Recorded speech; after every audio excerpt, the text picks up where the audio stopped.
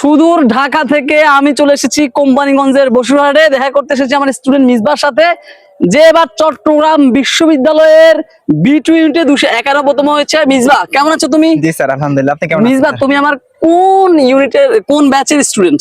Sir আমি আপনার 3.0 ব্যাচের স্টুডেন্ট।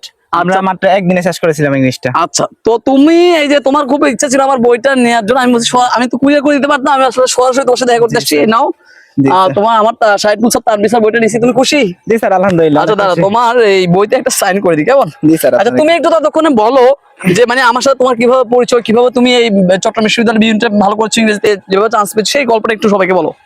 আমি প্রথমত স্যারকে প্রথম পাইছি হচ্ছে ফেসবুকে অনেকগুলো ভিডিও আসতেছিল বারবার, যে স্যার নাকি মাত্র প্রথম বলছে মাত্র 7 দিনে, তারপর 10 দিনে এভাবে বলছিল যে 7 দিনে মাত্র শেষ করে ফেলবে উনি ইংলিশ, পুরো ভার্সিটি সকল ভার্সিটি ইংলিশ।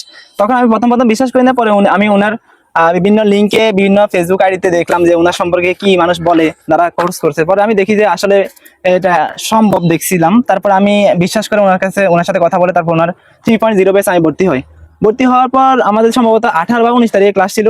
সকাল থেকে আমি ক্লাস শুরু করেছিলাম হচ্ছে সন্ধ্যাবেলা ক্লাস শুরু করে পরদিন সন্ধ্যার আগে আমাদের ক্লাস শেষ। মানে একদিনে আমি পুরো ভার্সিটির সকল ভার্সিটির প্রস্তুতি আমার প্রায় কমপ্লিট হয়ে গেছে। তারপর আমি মনে মনে একটু স্যাটিসফাইড হলাম যে এবার আমার কিছু একটা হবে। আমি প্রথম ভয় ছিলাম যে ইংলিশ নিয়ে, ইংলিশ আমার ভয় হয়তো অনেক খারাপ হতে পারে বা এই জাতীয় কিছু। পরে আমি ওনার একদিনের কোর্সটা করে আমি অনেক বেশি আনন্দিত হই। তখন বেশি আমি স্যাটিসফাইড হই যে আমার দ্বারা এবার কিছু সম্ভব, এবার আমি ভালো করবোই। আচ্ছা, তুমি বলো একদিনে কি 16 ঘন্টা করছেন লাস্ট দুইটা ব্যাচ? বলো সুপার ব্যাচ 4 5 দুই রিভিশন দিছো না? জি। তো একদিনে সকল বিশ্ববিদ্যালয় ইংলিশ শেষ করা সম্ভব কিনা? অবশ্যই সম্ভব। এবং এখন আমাকে একটু বলো, যারা এই যে চট্টগ্রাম বিশ্ববিদ্যালয় ইউনিট পরীক্ষা দিবে এবং RU GST এগুলো পরীক্ষা দিবে, তাদেরকে তুমি কি বলবা?